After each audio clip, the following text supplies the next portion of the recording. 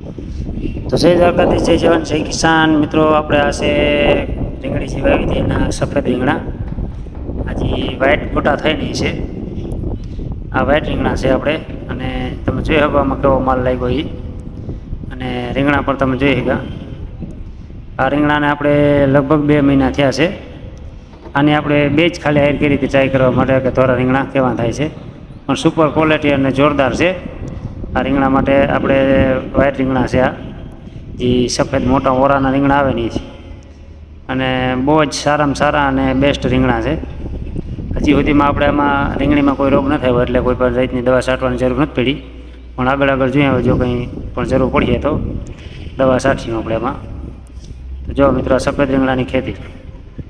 અને મિત્રો આ છે આપણે સફેદ ગોટી જે ભરવા માટેના નાના રીંગણા થાય છે ને આ સફેદ ગોટીના છે.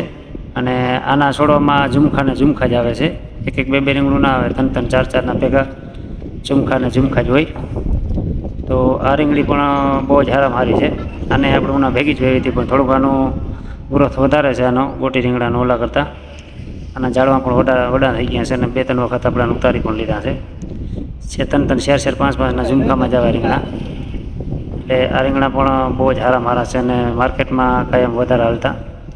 આપણે ખંભાળિયા ભાણવડની માર્કેટમાં લગભગ વધારે સફેદ ગોટી હાલે છે. અને આ રીંગણીનો જો એવડો ગ્રોથ થઈ ગયો છે. તો મિત્રો આ રીંગણી વિશે તમારું શું કહેવું છે જરા કોમેન્ટ કરજો. અને લાઇક, શેર અને સબસ્ક્રાઈબ કરવાનું ભૂલતા નહીં. અને ફોલો પણ કરી નાખજો. અને યુટ્યુબમાં પણ આપણી ચેનલ છે ફાર્મર ધ ભોસિયા ગિરીશ.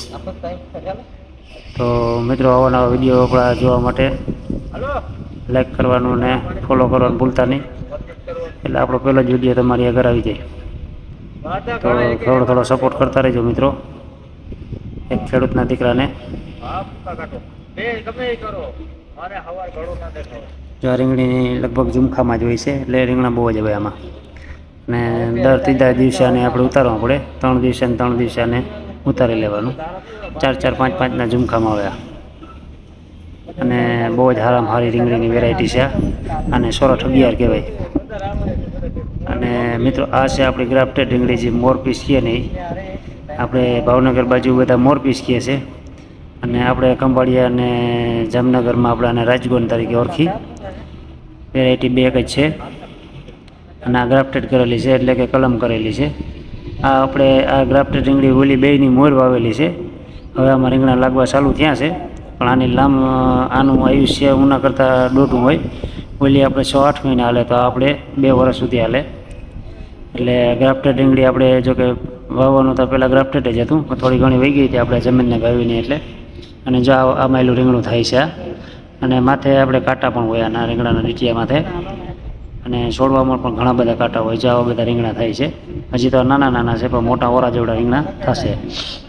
તો મિત્રો આપણી ખેતી કેવી લાગી? જય જવાન, જય કિસાન.